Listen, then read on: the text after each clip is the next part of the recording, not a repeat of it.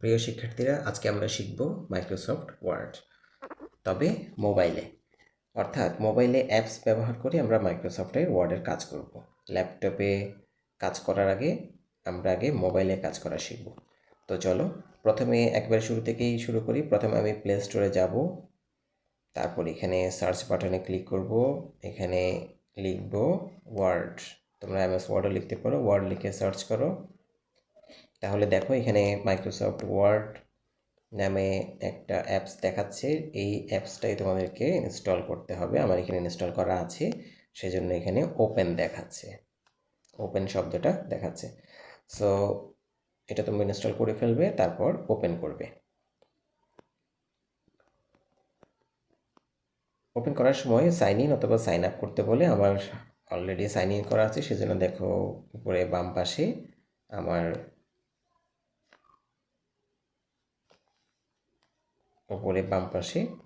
আমার ছবিটা দেখাচ্ছে। তোমারও একইভাবে যদি সাইন ইন করা না থাকে সাইন ইন করবে, আর যদি অ্যাকাউন্ট তৈরি করা না থাকে তাহলে সাইন আপ করবে। ওকে, এখানে ঢোকার পরে এরকম ব্ল্যাঙ্ক স্ক্রিন দেখতে পাবে যদি একেবারেই নতুন হয়। আর এখানে কি কি আছে আমরা এগুলো একটু দেখার চেষ্টা করি। প্রথমে নিচের দিকে দেখো রিসেন্ট শব্দটা আছে, তারপর শেয়ার্ড আছে, ওপেন আছে। রিসেন্ট হচ্ছে যদি তুমি কোনো ফাইল নিয়ে কাজ করে থাকো এই অ্যাপসের মধ্যে, সেগুলো এখানে দেখাবে। শেয়ার্ড হলো যদি তোমার সাথে কেউ কোনো একটা ডকুমেন্ট শেয়ার করে তাহলে তুমি সেটা দেখতে পাবে। আর ওপেন হচ্ছে তোমার ডিভাইসে অথবা ওয়ান ড্রাইভে অথবা অন্য কোনো জায়গায়, গুগল ড্রাইভ অথবা এসডি কার্ড হতে পারে অথবা অন্যান্য ক্লাউড স্টোরেজ হতে পারে, সেখানে যদি তোমার কোনো ফাইল থাকে তুমি সেটা এখানে এনে কাজ করতে পারবে। তো আমরা এখন আপাতত কোনো কিছুই নতুন করে এনে কাজ করব না, আমরা একেবারে শুরু থেকে একটা ডকুমেন্ট কীভাবে তৈরি করতে হয় সেটা দেখব। প্রথমে উপরের দিকে দেখো ডান পাশে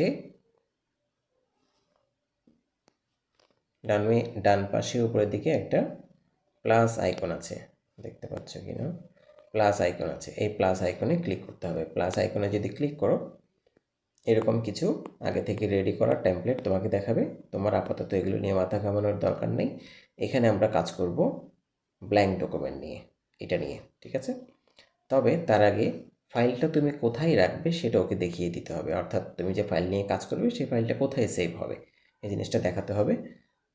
এই জায়গায় যে ক্রিয়েট ইন লেখা আছে, এখানে দেখো তিনটা অপশন আছে। প্রথমটা হচ্ছে ওয়ান ড্রাইভ পার্সোনাল, অর্থাৎ তুমি যেই জিমেইল দিয়ে লগ ইন করেছো সেই জিমেইলটা এখানে দেখাবে, এবং মাইক্রোসফটের গুগল ড্রাইভের মতো ড্রাইভ স্টোরেজ তারা দিয়ে থাকে যার নাম হচ্ছে ওয়ান ড্রাইভ।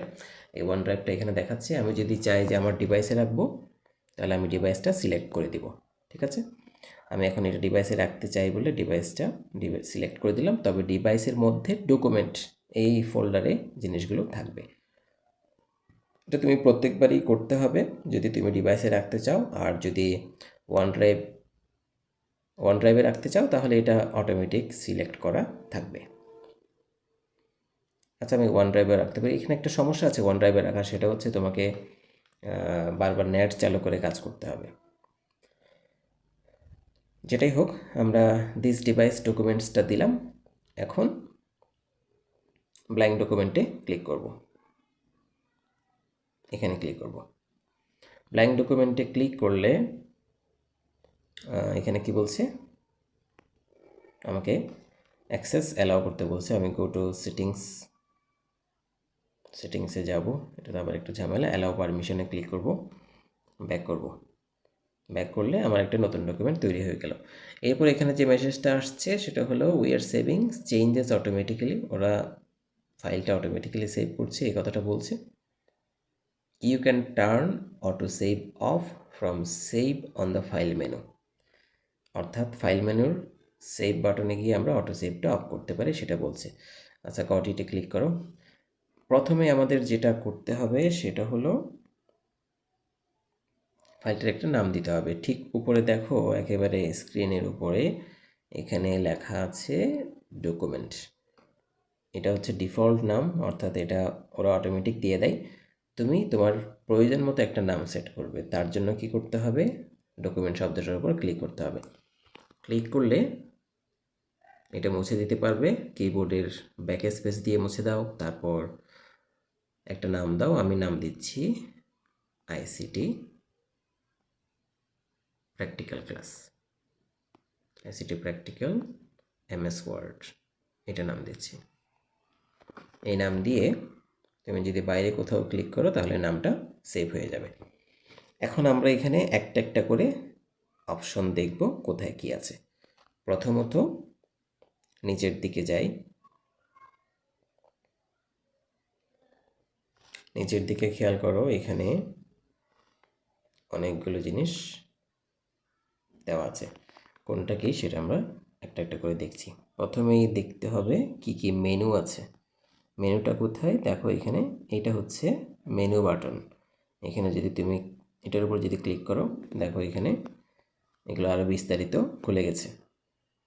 প্রথমে বাম পাশে দেখো, বাম পাশে লেখা আছে হোম, এই যে হোম, হোম লেখা আছে, হোমের উপর ক্লিক করো। ক্লিক করলে দেখবে এখানে আরও কিছু মেনুর নাম দেখাচ্ছে, home, insert, draw, layout, review, view, এই নামগুলো এখানে আছে। প্রত্যেকটার অধীনে বেশ কিছু কমান্ড আছে। যেমন এই হোমের মধ্যে কমান্ড হচ্ছে, দেখো প্রথমে দেখো যে ফন্ট, এই ফন্ট, এখানে তুমি কোন ফন্ট ব্যবহার করতে চাও সেটা আছে। এটা হচ্ছে ফন্টের সাইজ, অর্থাৎ তুমি যা লিখবে সেগুলোর সাইজ কত হবে। আচ্ছা, এগুলো আমরা ব্যবহার বিস্তারিত দেখাবো, আমরা আপাতত হালকা একটু দেখে যাই কোথায় কি আছে। এই হচ্ছে হোম, ইনসার্টের মধ্যে দেখো কি কি আছে। তারপর ড্রতে গেলে এই জিনিসগুলো দেখাবে, লেআউট, লেআউটে এই জিনিসগুলো দেখাচ্ছে, রিভিউ, এগুলো প্রত্যেকটাই আমরা ব্যাখ্যা করব, একটা একটা করে প্রত্যেকটাই ব্যাখ্যা করব। ভিউতে আছে এইভাবে। আমি আবার হোমে চলে যাচ্ছি। তাহলে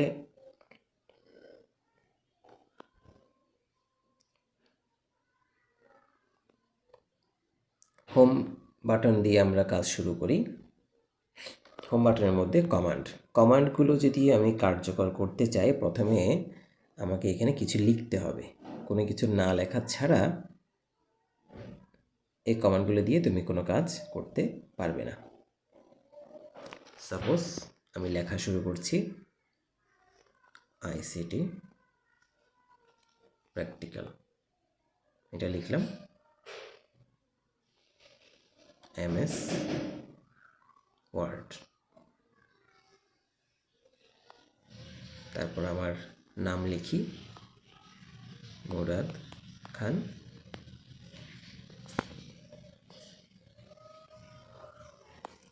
অ্যাসিস্ট্যান্ট প্রফেসর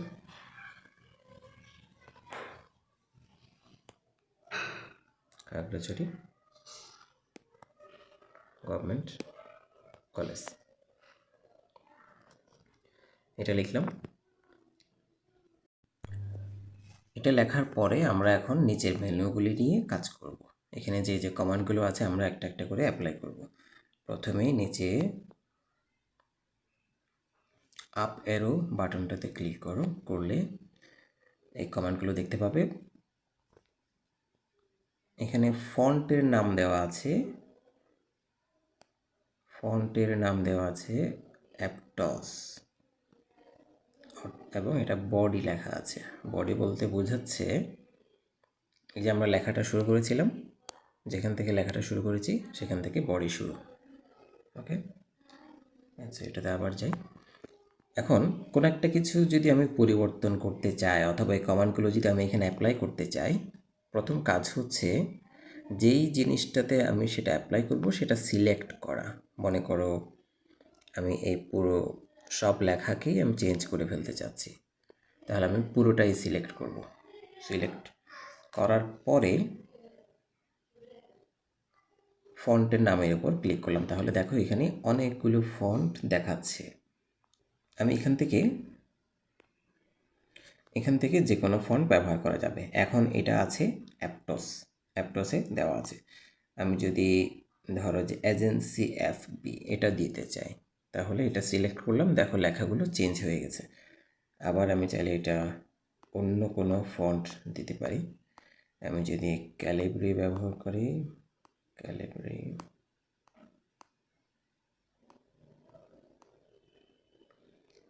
যে ক্যালিব্রি দিলাম, তাহলে এই ফন্টটা চেঞ্জ হয়ে গেল। আর তাহলে এইভাবে করে আমরা ফন্টটা পরিবর্তন করতে পারবো। এটা হচ্ছে ফন্টের সাইজ। ডিফল্টভাবে সাধারণত 12 সাইজ দেওয়া থাকে, এটা সবসময় ডিফল্টভাবে থাকবে। ল্যাপটপে যদি কাজ করো তাহলে হয়তো এখানে 11 দেখতে পাবে। আচ্ছা, যেটাই হোক, এটা কিন্তু আমরা পরিবর্তন করতে পারি। ধরো যে আমি ফন্ট সাইজ বাড়াতে চাচ্ছি বা কমাতে চাচ্ছি, দেখো এটা 16 দিলাম, সবগুলো 16 হয়ে গেল। এখন কথা হচ্ছে, তোমার একটা ডকুমেন্টে সবগুলো লেখা তো আসলে একই সাইজের হবে না। যখন যেটা যেই সাইজের হওয়ার সেটা সেই সাইজটাই তুমি এখান থেকে বেছে নিয়ে দিতে পারো। ধরো যে আইসিটি প্র্যাকটিক্যাল MS ওয়ার্ড, এটাকে আমি ফন্ট সাইজ দিব 20, তাহলে এটা আর একটু বড় হলো। আর বাকি যেগুলো আছে সেগুলোকে আমি একটু ফন্ট সাইজ কমিয়ে দিই, মনে করো 12 দিলাম। এই, তাহলে জিনিসটা এখন এভাবে দেখাচ্ছে। ওকে, গেল। এরপর আমরা বাকিগুলোর উপর কাজ করি। এটা সিলেক্ট করলাম, সিলেক্ট করে এখানে বি দেওয়া আছে, দেখো বি মানে হচ্ছে বোল্ড। বি মানে হচ্ছে বোল্ড, মানে মোটা করবে।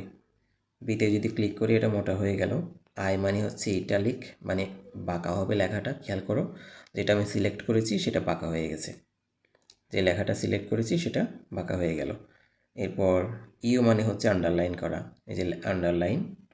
আবার আমি যদি তুলে দিতে চাই, আবার সেটাতে ক্লিক করতে হবে, তাহলে সেটা আবার আগের অবস্থায় চলে যাবে। আর এখানে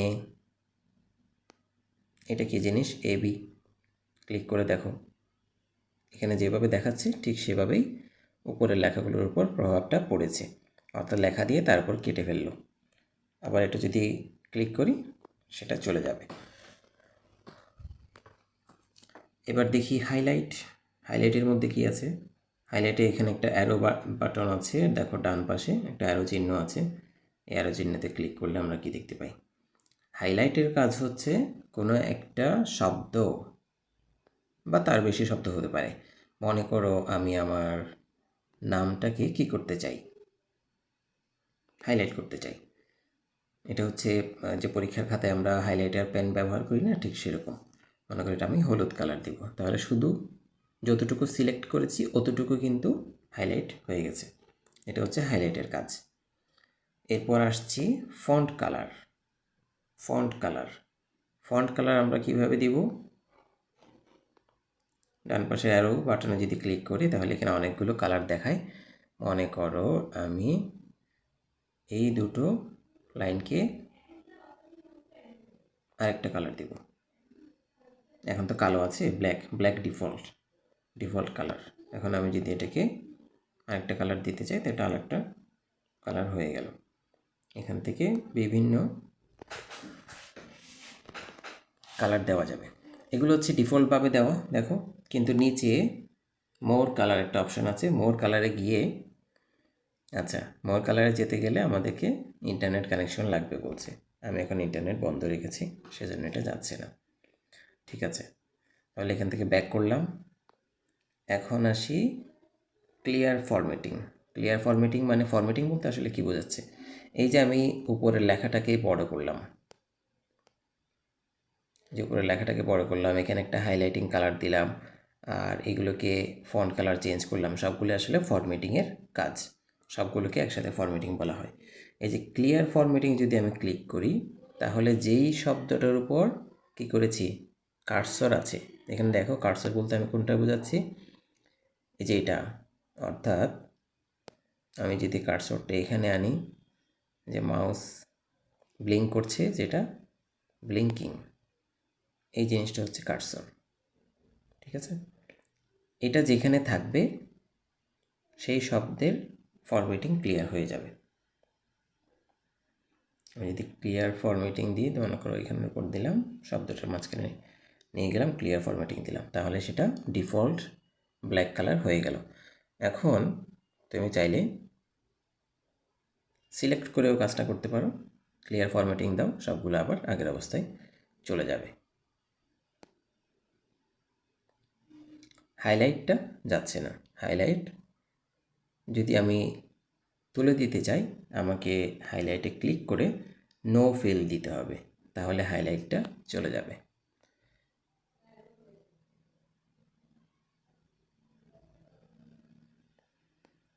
আচ্ছা, এরপর আসছে মোর ফরম্যাটিং।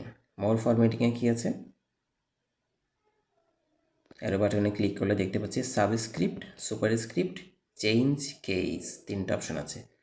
তিনটা অপশন, সাবস্ক্রিপ্ট, সুপারস্ক্রিপ্ট এবং চেঞ্জ কেস। সাবস্ক্রিপ্টের এটা দেখলে তুমি বুঝতে পারবে আসলে কাজ কী। এই যে এক্সের নিচে একটা 2 দেওয়া আছে, এটা হচ্ছে সাবস্ক্রিপ্ট। অর্থাৎ তুমি যদি বীজগণিতের সূত্র টাইপ করতে চাও, ধরো আমি x2 এটাই করব, x লিখলাম, 2 লিখলাম। এখন এটাকে আমি সাবস্ক্রিপ্ট করব কিভাবে? পুরোটা সিলেক্ট করব, কি মনে হয়? করে দেখি। তাহলে পুরোটাই কিন্তু ছোট হয়ে গেছে। আসলে ব্যাপারটা হলো, যেটা করতে হবে সেটা হচ্ছে, আমি তো শুধুমাত্র 2 যেটা আছে সেটাকে নিচে নামাতে চাই, তাই না? অতএব আমাকে 2টা সিলেক্ট করতে হবে। সিলেক্ট করে সাবস্ক্রিপ্ট দিতে হবে, তাহলে শুধুমাত্র 2 এটা নিচে নেমে গেল। এবার সুপারস্ক্রিপ্টের কাজ একই রকম। 2টাকে আমি পাওয়ার হিসেবে উপরে দেখাতে চাই, ক্লিক করব, সেটা উপরে চলে গেল। চেঞ্জ কেস, এটার কাজ কি? কেস বলতে কি বোঝাচ্ছে আসলে? ওই যে বড় হাতের ছোট হাতের আমরা বলি না, বড় হাতের অক্ষর ছোট হাতের অক্ষর, সেটাই হচ্ছে এখানে কেস। তাহলে এখানে প্রথমটা যেটা আছে সেন্টেন্স কেস, এটার কাজ কি দেখার জন্য তুমি এখানে পুরো লাইনটা সিলেক্ট করো, তারপর মোর ফরম্যাটিংয়ে যাও, চেঞ্জ কেসে যাও, সেন্টেন্স কেস এখানে ক্লিক করো। তাহলে সে যেটা করেছে খেয়াল করো, একটু আগে এটা কী ছিল? আমি একটু আন্ডু বাটনে ক্লিক করে, আচ্ছা এই ফাঁকে আমরা আন্ডুর কাজটা শিখে নিই। এই যে আন্ডু, আন্ডু মানে হচ্ছে একটু আগে যে কাজটা করেছি সেটাকে আবার ফিরিয়ে আনো, অর্থাৎ আগের অবস্থায় চলে যাও, সেটাকে বলছি আন্ডু। আর এটা হচ্ছে রিডু। রিডিউয়ের কাজ কি একটু পরে আমি দেখাচ্ছি সরাসরি। আচ্ছা, আন্ডু বাটনে ক্লিক করছি, তাহলে দেখো যেখানে প্রত্যেকটা শব্দের প্রথম অক্ষর কিন্তু আমি বড় লিখেছি, তাই না? প্রত্যেকটা শব্দের প্রথম অক্ষর কিন্তু বড় করে লিখেছি। খাগড়াছড়ি গভর্নমেন্ট কলেজ, এটাকে যদি আমি এখন কেস চেঞ্জ করতে চাই, তাহলে এখানে ক্লিক করব, সেন্টেন্স কেসে যাব, তাহলে দেখো গভর্নমেন্ট এবং কলেজ এই দুইটার প্রথম অক্ষরটা ছোট হয়ে গেছে। এখন এটার উপরে আমরা কাজ করি, লোয়ার কেস দিলে সবগুলো ছোট হাতের অক্ষর হয়ে যাবে, আপার কেস দিলে সবগুলো বড় হাতের হয়ে যাবে।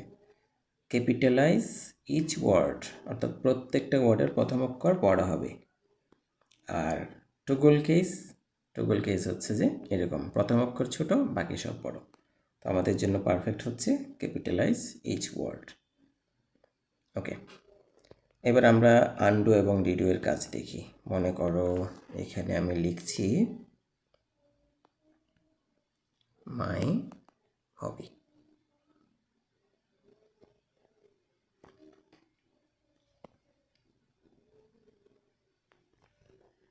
এই মাই হবিটা যখন লিখলাম, এখন আমি যদি আন্ডু বাটনে ক্লিক করি তাহলে কি হবে?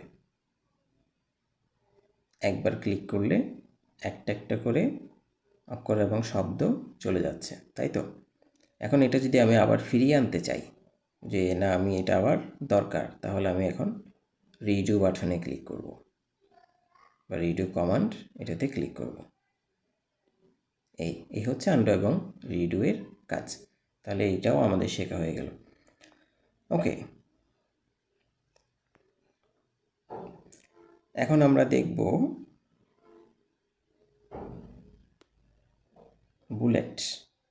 বুলেটের কী কাজ। এই যে বুলেট দেখতেই পাচ্ছ, বুলেটের কাজ হচ্ছে কোনো একটা লিস্ট তৈরি করা, ঠিক আছে? সেটা আমরা করি। এখানে হবি না দিয়ে আমি লিখি মাই ওয়ার্ক। মাই ওয়ার্ক দিয়ে প্রথমে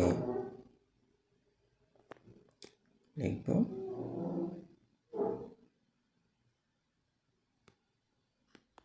টিচিং,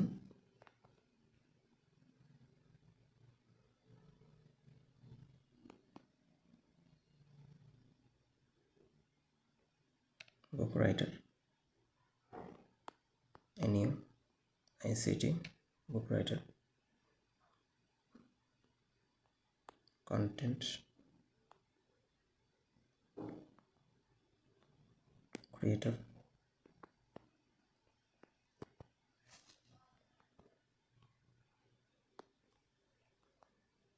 মোটিভেশনাল স্পিকার। এটু পর্যন্ত লিখি। এটু পর্যন্ত লেখার পরে এটাতে আমি এখন বুলেট এটা অ্যাপ্লাই করব। তার জন্য আমাকে কি করতে হবে, আমার যে 4টা কাজের নাম লিখলাম এই 4টা কাজ সিলেক্ট করতে হবে। সিলেক্ট করে বুলেটে যখন ক্লিক করব, দেখো এখানে কি টাইপের বুলেট পয়েন্ট দিতে চাই বিভিন্ন অপশন দেখাচ্ছে। আমি যদি এটা দিই তাহলে দেখো 4টা বুলেট পয়েন্ট হয়ে গেল। এখন কথা হচ্ছে এই বুলেট পয়েন্টের কাজটা কিন্তু আগেও দেওয়া যায়। এই যে টিচিং শব্দটা লিখেছি তখনই আমি দিতে পারতাম, আবার লেখা শেষ করেও কিন্তু আমি দিতে পারি। ঠিক আছে, এখন আমি যদি এখানে আরেকটা পয়েন্ট যোগ করতে চাই তাহলে কি করতে হবে, মাউস তো এখানে রাখতে হবে বা কার্সরটা এখানে রাখতে হবে, রেখে কিবোর্ডের তোমার মোবাইলের কিবোর্ডের যে এন্টার বাটন আছে সেখানে ট্যাপ করতে হবে, তাহলে নতুন একটা বুলেট পয়েন্ট অটোমেটিক তৈরি হয়ে যাবে। এখানে যদি আমি আরেকটা পয়েন্ট লিখতে চাই তাহলে মনে করো আমি লিখলাম ফ্রিল্যান্সিং, তারপর লিখছি ডিজিটাল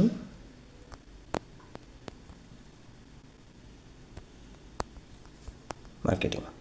ওকে, আচ্ছা এখানে আমি উল্টাপাল্টা করে কিছু শব্দ লিখেছি, সেটা কেন লিখেছি একটু পরে বলছি। তাহলে দেখো যে যতটা বুলেট পয়েন্ট আমি তৈরি করতে চাই ততগুলো বুলেট পয়েন্ট এখানে তৈরি হয়ে যাচ্ছে। এখন মনে করো আরেকটা তো আমি বুলেট পয়েন্ট তৈরি করে ফেললাম কিন্তু আমার লেখার কিছু নাই সাপোজ, তাহলে আমি কি করব, এটা মুছে দিতে হবে। তোমার কিবোর্ডের যে ব্যাক স্পেস আছে সেটা দিয়ে মুছে দিতে পারবে। এখন এখানে যে এক একটা শব্দ এক এক রকম কেস তৈরি করা হয়েছে, এগুলো তো দেখতে সুন্দর লাগছে না, তাই না? তাহলে এটাকে আমরা এখন ঠিক করে ফেলবো। কীভাবে ঠিক করে ফেলবো একটু আগে আমরা শিখে আসছি, সেটা হচ্ছে ফরম্যাটিং। ফরম্যাটিংয়ের কেসে আমাদের দরকার প্রত্যেকটা ওয়ার্ড প্রথম অক্ষর করা। তাহলে এটা দিলাম, প্রথম অক্ষর হয়ে গেল, কিন্তু বড় হাতের যেটা সেটা হয়নি।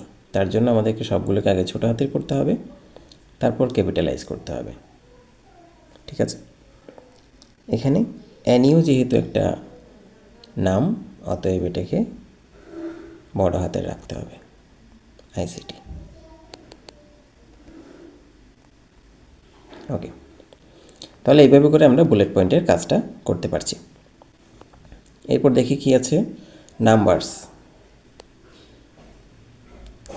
নাম্বারস আছে, নাম্বারসের কাজ কি, বুলেট পয়েন্টের যে কাজ নাম্বারস এটারও একই কাজ অ্যাকচুয়ালি, নাম্বারিং। অর্থাৎ এই এক্স্যাক্টলি এই বুলেট পয়েন্টগুলোকে আমি যদি চাই যে 1 2 3 সিরিয়াল করে দিতে, তাহলে আমি সেটা এখান থেকে দিতে পারবো। এখানে দেখা অনেকগুলো অপশন আছে, এভাবে দিলে 1 2 3 এভাবে করে দেখাচ্ছে। আবার ABCDও আছে, বড় হাতের ABCDও আছে।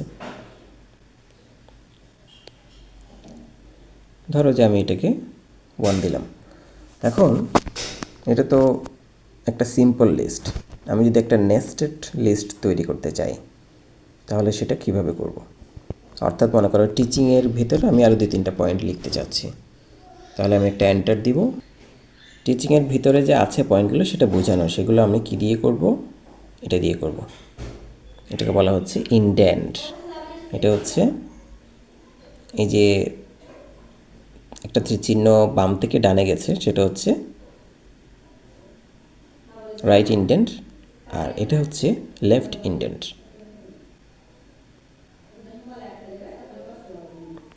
আমি যখন এই রাইট ইনডেন্টে ক্লিক করব, তখন দেখো একের নিচে একটা শূন্য হয়ে গেছে, অর্থাৎ এটা একটা বুলেট পয়েন্ট হয়েছে। আসলে আমি বুলেট পয়েন্টটা চাইলে চেঞ্জ করে ফেলতে পারি। বুলেটে ক্লিক করে ধরো যে এটাকে আমি এভাবে দিতে চাই, অথবা তুমি যদি চাও যে এটাকে নাম্বার হিসেবে দেখাতে, সেটাও দেখাতে পারো। এই টিচিংয়ের মধ্যে ধরো আমি লিখলাম এইচএসসি ক্লাস, এরপর হচ্ছে অনার্স ক্লাস, এভাবে করে লিখলাম। এটার ভিতরেও কিন্তু আমরা করতে পারবো, অর্থাৎ অনার্স ক্লাসের ভিতরে ধরো আমি আরেকটা কিছু লিখতে চাই, তাহলে একই জায়গায় এখানে কি প্রেস করতে হবে। এখানে মনে করো লিখছি ম্যানেজমেন্ট, এনটি ম্যানেজমেন্ট, হচ্ছে আইসিটি মার্কেটিং। ওকে, তাহলে এগুলোকে বলা হচ্ছে নেস্টেড লিস্ট, অর্থাৎ এক লিস্টের ভেতরে আরেকটা লিস্ট তৈরি করা। এবং এই প্রত্যেকটা লিস্ট আমরা নাম্বারিং করেও করতে পারি, নাম্বার ছাড়া বুলেট পয়েন্ট দিয়েও করতে পারি। ওকে, এবার এটা তো আমরা রাইট ইনডেন্টের কাজ দেখলাম, এটার কী কাজ? এটাতে যদি আমি একটু ক্লিক করে দেখি তাহলে কি হয় দেখো, বাম পাশে চলে গেছে। ঠিক আছে, আবার যদি ডান পাশে একটা দিই তাহলে ডান পাশে চলে আসছে। ঠিক আছে, ওকে, এবার দেখব আমরা অ্যালাইনমেন্ট। এই যে এখানে চারটা দাগ দেখতে পাচ্ছ, এগুলোকে বলা হচ্ছে অ্যালাইনমেন্ট। এটা হচ্ছে লেফট অ্যালাইনমেন্ট, এটা হচ্ছে মিডল, এটা রাইট, আর এটা হচ্ছে জাস্টিফাই। কোনটার কী কাজ সেটা আমরা একটু দেখি। তার জন্য আমাদেরকে কোনো একটা লেখা সিলেক্ট করতে হবে। সিলেক্ট করার পর এটা অলরেডি কিন্তু লেফট মানে বাম পাশে অ্যালাইন করা আছে। যদি আমি মিডল দিই, এটা তুলে দিব আর মিডল দিব, তাহলে এটা মিডলে চলে আসলো। যদি আমি এটা রাইট দিতে চাই, রাইট পাশে চলে আসলো। জাস্টিফাই দিলে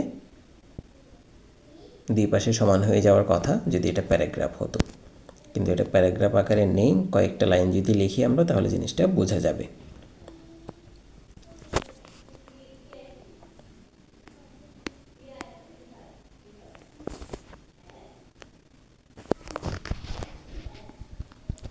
ধরো আমি একটা লাইন এখানে লিখছি,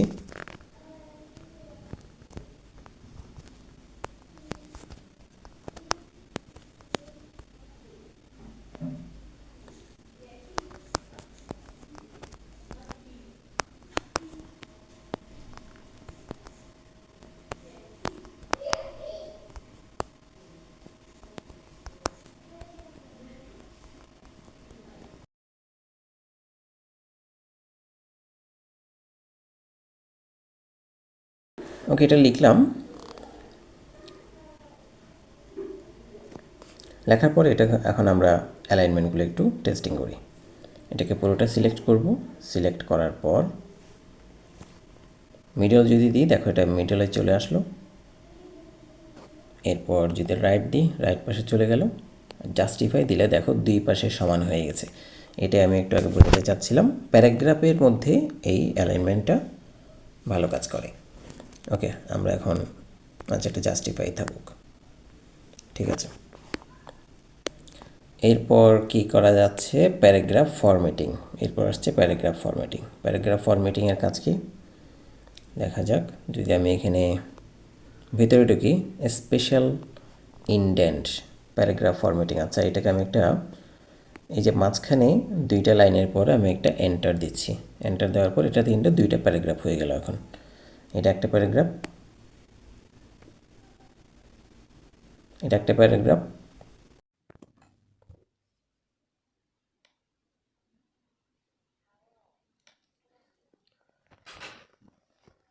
তাহলে দুইটা প্যারাগ্রাফ হয়ে গেল। এই প্যারাগ্রাফের উপর আমরা এখন কাজ করব। প্রথমে আসছে স্পেশাল ইন্টেন্ট। স্পেশাল ইন্টেন্ট বলতে কি বোঝাচ্ছে? প্রথমটা হচ্ছে নান, অর্থাৎ কোনো ইন্টেন্ট নাই। আর ফার্স্ট লাইন, এই যে প্যারাগ্রাফের মধ্যে আমার কার্সর থাকা অবস্থায় যদি ফার্স্ট লাইনে ক্লিক করে দেখো, যদি প্রথম লাইনটা মানে কার্সর যেখানেই থাকুক প্রথম লাইনটা কিন্তু স্পেশালি ডান পাশে চলে আসছে। এরপর যদি হ্যাঙ্গিং দিই তাহলে দেখো এইভাবে দেখাচ্ছে, এটা হচ্ছে হ্যাঙ্গিং। ওকে, এবার দেখি আমরা line space. Line space, line space বলতে কি বোঝাচ্ছে? এখানে স্পেশাল ইন্টেন্ট আমি একটু চেঞ্জ করি। এই যে এখানে একটা লাইন, দুইটা লাইন, তিনটা লাইন, 4, 5, ধরো এই প্রত্যেকটা লাইনের মধ্যে অর্থাৎ উপর থেকে নিচে কতটুকু ফাঁকা জায়গা আছে এইটা নির্ধারণ করা হচ্ছে লাইন স্পেসের কাজ। এখন এখানে 1.16 দেওয়া আছে, এটাকে আমরা চাইলে বাড়িয়ে ফেলতে পারি, বাড়ালে জিনিসটা পার্থক্যটা আমরা ধরতে পারবো। এই কিন্তু সাধারণত নর্মাল নিয়ম হচ্ছে হয় 1.15 অথবা 1.50, এই দুটুকু দেওয়া। যেহেতু আমরা এখন মোবাইলে কাজ করছি, এটা দেখতে যেটা সুন্দর লাগে সেটা ব্যবহার করাটা ভালো। এখন লাইন স্পেস, এখানে আমার দুইটা প্যারাগ্রাফ আছে, আমি সেখানে দিতে পারছি। যদি আমি পুরো ডকুমেন্টে দিতে চাই, আমাকে পুরো ডকুমেন্টটা আসলে সিলেক্ট করতে হবে। ঠিক আছে, লাইন স্পেস গেল। এরপর হচ্ছে add space before paragraph. Add space before paragraph বলতে কি বোঝাচ্ছে? তার জন্য আমাদেরকে দুটো প্যারাগ্রাফ সিলেক্ট করতে হবে, নাহলে আমরা জিনিসটা বুঝতে পারবো না। সিলেক্ট করলাম। সিলেক্ট করার পরে অ্যাড স্পেস বিফোর প্যারাগ্রাফ দিলে যেটা হয় দেখো, এই যে প্রথম প্যারাগ্রাফটা এবং দ্বিতীয় প্যারাগ্রাফের মাঝখানে কতটুকু জায়গা ফাঁকা থাকবে সেটাই হচ্ছে প্যারাগ্রাফ স্পেস। আমি যদি আবার সিলেক্ট করি, আবার সিলেক্ট করলাম, প্যারাগ্রাফ স্পেসে যাব, রিমুভ স্পেস বিফোর প্যারাগ্রাফ, এটা দিলে একটু দেখো স্পেসটা একটু কমে গেছে। আবার রিমুভ স্পেস আফটার প্যারাগ্রাফ দিলে আর একটু কমে যাবে। সাধারণত স্পেস দেওয়াটা ভালো, আফটার দিলেও চলবে, বিফোর দিলেও চলবে, যখন যেটা সুবিধা হয়। ওকে, এখন আসছি আমরা স্টাইল। স্টাইলে কি আছে দেখা যাক। স্টাইলের মধ্যে প্রথমে আছে নর্মাল। নর্মাল বলতে আসলে বোঝাচ্ছে বডির ভিতরে আমরা এই যে এখন যেই লেখাটা লিখছি এটা আসলে নর্মাল অবস্থায় আছে। তাহলে বাকিগুলোর কাজ কি? একটা আছে নো স্পেসিং। নো স্পেসিংটা বোঝার জন্য আমরা একটু সিলেক্ট করে দেখব। নো স্পেসিং দিলে কি হচ্ছে দেখো, লাইন স্পেস এবং প্যারাগ্রাফ স্পেস দুইটাই চলে যাবে। দেখো এটা লাইন স্পেস এখন 1.0 হয়ে গেছে, মানে একেবারে কমে চলে আসছে, লাস্ট যতটুকু ততটুকুতে চলে আসছে। এরপর যদি নর্মাল দিই আবার সেটা নর্মাল অবস্থায় বা ডিফল্ট অবস্থায় চলে যাবে। এখন এখানে আছে heading 1, heading 2, title, subtitle, subtitle emphasis, emphasis, intent emphasis, strong quote, intense quote, subtitle reference, অনেক কিছু আছে। কোনটা কোথায় কাজে লাগাবো এটা একটু দরকার। প্রথমে এই যে আইসিটি প্র্যাকটিক্যাল শব্দটা ছিল, এটা হচ্ছে আমার এই ডকুমেন্টের একটা টাইটেল। সো এটাকে আমি স্টাইল দিব টাইটেল, আইসিটি প্র্যাকটিক্যাল।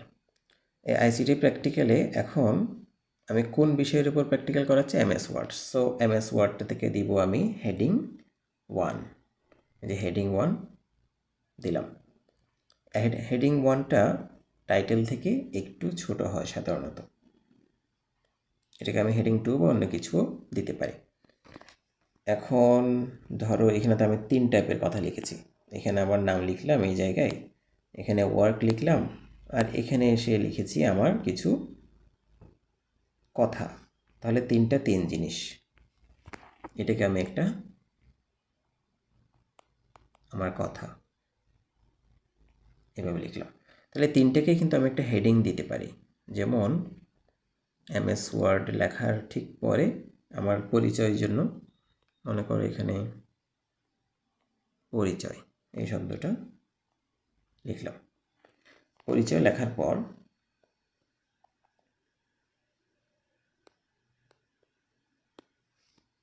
পরিচয়টা আমি সিলেক্ট করব।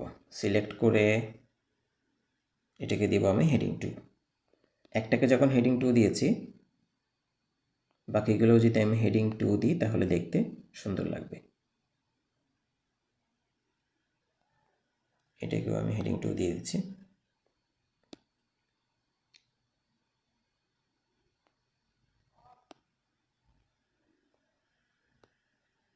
হেডিং 2। তাহলে দেখো একটা জিনিস, এই যে ডকুমেন্টটা দেখতে এখন আগের চেয়ে ভালো লাগছে, সুন্দর লাগছে, তাই না? এটা হচ্ছে আসলে এই স্টাইলগুলোর কাজ, অর্থাৎ হেডিং দিয়ে জিনিসটাকে সুন্দর করে তোলা।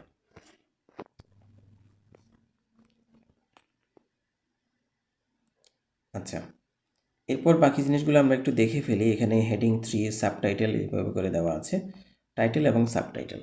অর্থাৎ টাইটেলের ঠিক নিচে যদি তুমি কোনো কিছু লিখতে চাও সাবটাইটেল আকারে, সেটা তুমি এখানে লিখতে পারো। মনে করো আমি এখানে লিখছি অনার্স প্রথম বর্ষের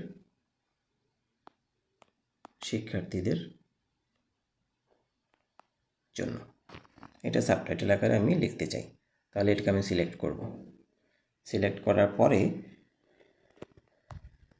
সাবটাইটেল শব্দটাতে দিব, তখন এটা একটু অন্যরকমভাবে ফরম্যাটিং হয়ে যাবে। আরও কিছু করা যায়, সাবটাইটেল এমফ্যাসিস দিলে কি হচ্ছে, একটু বাঁকা হয়ে যাচ্ছে।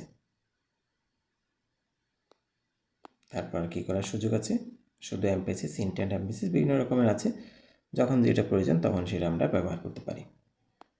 ওকে, এরপর হচ্ছে স্ট্রং। স্ট্রং মানে কি বোঝাচ্ছে, বোল্ড হয়ে যাবে। স্ট্রং করা আর বোল্ড করা কিন্তু একই কথা, তবে একটু ফরম্যাটিংও চেঞ্জ হয়ে গেছে, অর্থাৎ একটু লেখার ফন্টটাও একটু ভিন্ন হয়ে গেল। এখন যেটা আছে সেটা হচ্ছে নতসেন বেঙ্গলিতে হয়ে গেছে। এগুলো কিসে আছে, অ্যাপটোস ডিসপ্লেতে আছে, অ্যাপটোস ডিসপ্লে। অর্থাৎ এক একটা ফন্ট এখন এক এক রকমের স্টাইল ধারণ করেছে। ওকে, এরপর আমরা দেখি এখানে আর কি আছে, কোড। ধরো আমি একটা কোড লিখব, আমি একটা নিজের কোড লিখি, মুরাদ খান এর উক্তি। এটা একটা হেডিং লিখছি আমি, ধরো এটাকে হেডিং হিসেবে দিব, স্টাইল দিলাম, হেডিং 2 দিলাম।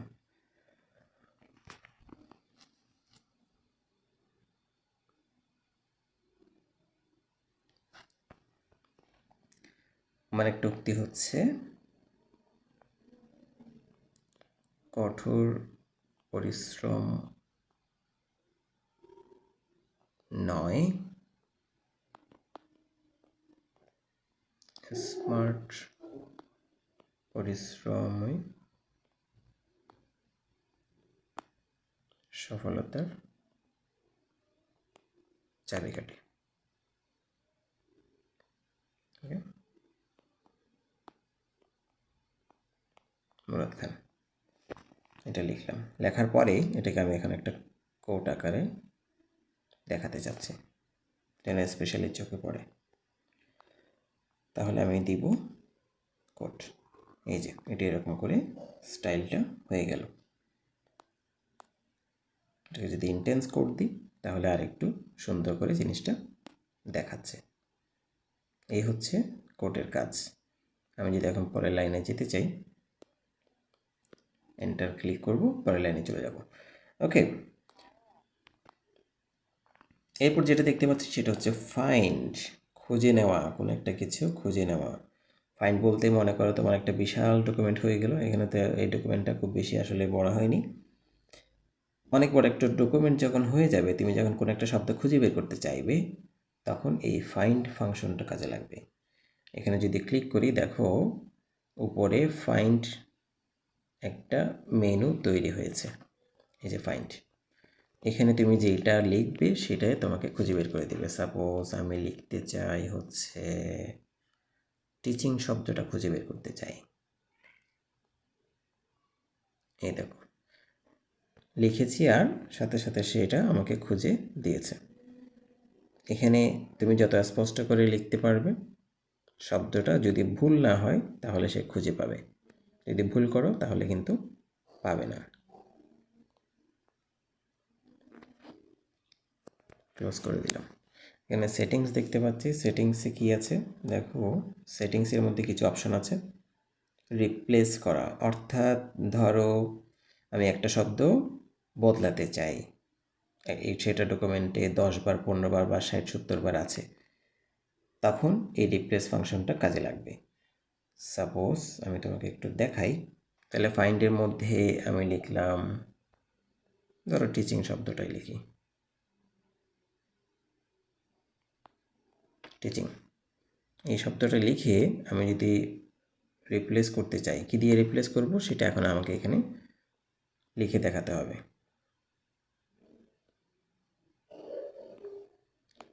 ধরো আমি লিখলাম টেকিং ক্লাস। রিপ্লেস অল একটা আছে, একটা যদি আমি ক্লিক করি, মানে এটাতে যদি ক্লিক করি প্রথমটাতে, তাহলে শুধু একটা শব্দ রিপ্লেস করবে, প্রথম যেটাকে পেয়েছে সেটাকে। আর রিপ্লেস অল দিলে সবগুলো শব্দকে চেঞ্জ করে দেবে। ধরো আমি রিপ্লেস অল দিচ্ছি, তাহলে কতটা রিপ্লেস হলো সেটা এখানে মেসেজ করে দেখাবে, একটা রিপ্লেসমেন্ট হয়েছে। দেখো এটা টিচিংয়ের জায়গায় টেকিং ক্লাস হয়ে গেছে। এই হচ্ছে রিপ্লেসের কাজ, বুঝতে পারলাম আমরা। এটা ক্লোজ করে দিচ্ছি। তাহলে এভাবে করে হোম মেনুতে যেগুলো কমান্ড আছে আমরা এগুলোর কাজটা দেখতে পেলাম। তো তোমাদের কাজ হবে এই হোম মেনুতে যেই অপশানগুলো আছে, কমান্ডগুলো আছে, সেটা দিয়ে ঠিক আমারটার মতো একটা ডকুমেন্ট তৈরি করে ফেলা। এখন এটা সেভ করবে কীভাবে? অটোমেটিক সেভ হওয়ার কথা, তারপরে যদি না হয় উপরে দেখো একটা টিক মার্ক আছে, এই যে এখানে টিক মার্ক, এই টিক মার্কে ক্লিক করো, তাহলে এটা সেভ হয়ে যাবে। এখন আরও কিছু অপশান এখানে আমরা দেখতে পাই। এখন প্রথমত তুমি যদি 3 ডটে ক্লিক করো উপরে ডান পাশে, তাহলে কি আছে দেখো, প্রথমে আছে শেয়ার অ্যাজ পিডিএফ, অর্থাৎ তুমি এই ডকুমেন্টে পিডিএফ হিসেবে শেয়ার করতে পারবে। আবার সেভ শব্দটা আছে, কোথায় সেভ করতে চাও, রিনেম করতে চাও কিনা সেগুলো এখানে সেটিং করতে পারবে। আমাদের এখানে অটো সেভ দেওয়া আছে। এরপর হচ্ছে সেভ অ্যাজ। সেভ অ্যাজ মানে হচ্ছে তুমি অন্য কোনো জায়গায় অন্য কোনো নাম দিয়ে যদি সেভ করতে চাও তখন এটা কাজে লাগাতে পারবে। যেমন আমাদের ডকুমেন্টটার নাম ছিল আইসিটি প্র্যাকটিক্যাল এমএস ওয়ার্ড, এটাকে আমরা যদি চেঞ্জ করতে চাই তাহলে এখানে চেঞ্জ করে, দেখো এখানে এই যে সেভ শব্দটা কিন্তু গ্রে হয়ে আছে। আমরা যখনই এখানে কোনো একটা চেঞ্জ করব, ওয়ার্ড না লিখে মনে করো বড় হাতে লিখলাম এমএস ওয়ার্ড, এভাবে লিখলাম। লেখার পরে দিস ডিভাইস দেখিয়ে দিব, ডকুমেন্টস দেখিয়ে দিব। এরপর এই সেভ শব্দটা কিন্তু নীল হয়েছে, এখন তুমি এটাকে সেভ করতে পারবে, নাহলে কিন্তু সেভ করতে পারবে না। সেভ দিলাম, এটা রিপ্লেস করতে বলছে, কারণ একই রকম আরেকটা ডকুমেন্ট অথবা একই নামে আরেকটা ডকুমেন্ট আছে। তাহলে আমি এটাকে 0 দিচ্ছি, এখন সেভ দিই, তাহলে দেখো এটা সেভ হয়ে গেছে। আবার 3 ডটে ক্লিক করি, এখানে আছে প্রিন্ট। প্রিন্ট বাটনে যদি ক্লিক করি, এটা অনলাইন সার্ভিস লাগবে, সেটা নিয়ে আমরা পরে কাজ করব। সেটিংসে যদি যাই, এটা হচ্ছে OneDrive সেটিংস, সেটা আমাদের আপাতত দেখাবো না, সেটা আমরা পরে দেখাবো। আর এখানে এখন সেভ করার পরে কিছু অপশন আসছে নিচের দিকে, সেই অপশনগুলো একটু দেখি। প্রিন্ট লেআউট, এটাতে যদি ক্লিক করি, প্রিন্ট লেআউট বলতে এটা যদি আমি কোনো একটা পেজে প্রিন্ট করতে চাই তাহলে কীরকম দেখাবে সেটা দেখাচ্ছে। এরপর হেডিং, আচ্ছা মোবাইল বিতে আবার চলে যাচ্ছি। হেডিংয়ের মধ্যে যদি দিই তাহলে আমি যে এখানে হেডিংগুলো দিয়েছিলাম দেখো, প্রথমে MS ওয়ার্ড, এটাকে আমি হেডিং 1 দিয়েছি, সেজন্য এটা এই দিকে দেখাচ্ছে একেবারে শুরুতে। তারপর পরিচয়টা দিয়েছিলাম, পরিচয়, মার্ক, তারপর হচ্ছে কথা, উক্তি, সবগুলোই কিন্তু কী করেছি, হেডিং 2 দিয়েছি, সেজন্য সবগুলো এক লাইনে দেখাচ্ছে। তাহলে হেডিং 1-এর নিচে হেডিং 2গুলো এক লাইনে দেখাবে, তার নিচে বা ভিতরে যদি হেডিং 3 থাকে সেগুলোকে আলাদা করে দেখাবে। এটা হচ্ছে হেডিং দেওয়ার একটা বড়সড় সুবিধা। এটা ক্লোজ করে দিচ্ছি। এই ফাইলটা যদি আমি আবার এডিট করতে চাই, এখন কিন্তু এডিট করা যাবে না। এই যে আমি এখানে ক্লিক করছি মাউস, কিন্তু এডিট করা যাচ্ছে না। কিন্তু আমি যদি এই এডিট বাটনটাতে ক্লিক করি, অথবা এখানে একটা এডিট বাটন আছে, এটাতে যদি ক্লিক করি তাহলে এডিট করা যাবে। এই যে এডিটে ক্লিক করলাম, তাহলে আমরা এখন এডিট মোডে চলে আসছি। এটাকে কিন্তু আবার যদি আমি সেভের মধ্যে ক্লিক করি তাহলে সেটা আবার প্রিন্ট মোডে চলে গেল। এখানে একটা জিনিস আছে শেয়ার, এটা কি আছে দেখি। শেয়ার যদি দিই আমরা, তাহলে এই ফাইলটা শেয়ার এস অ্যাটাচমেন্ট আকারে দেখাবে, আর শেয়ার এস লিঙ্কটা দেখাবে যখন তোমার নেট কানেকশন থাকবে। রিড অ্যালাউডে যদি ক্লিক করি তাহলে এই ডকুমেন্টটা আমাকে পড়ে শোনাবে। Assistant Professor, Kagrashari Government College. My work. Taking.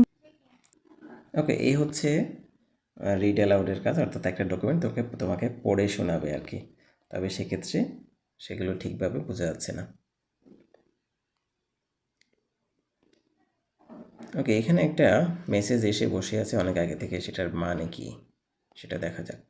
এখানে আমরা বাংলা ব্যবহার করেছি এবং ইংরেজি ব্যবহার করেছি। সে এখানে বলছে একটা অ্যারাবিকও আছে, অ্যারাবিক কোনটাকে ধরছে আমি জানি না, কিন্তু এগুলোকে আমরা কি করতে পারি, ডাউনলোড করে রাখতে পারি। যেমন আমার বাংলাটা দরকার, আমি বাংলাটাকে ডাউনলোড করে রাখছি, তাহলে সেটাকে ভুল শুদ্ধ ধরতে পারবে। সাধারণত বাংলা কথায় সবগুলোকে ভুল ধরে, ইংলিশে শুদ্ধ ধরতে পারে যেটা তার কাছে পরিচিত। ডাউনলোড করতে পারবে না যেহেতু নেট নাই, সো আপাতত ডিসমিস। তো এই হচ্ছে MS ওয়ার্ডের হোম মেনু এবং বেসিক কিছু ফাংশন আমরা দেখলাম। পরবর্তী ভিডিওতে দেখব পরবর্তী মেনুগুলো নিয়ে। ধন্যবাদ।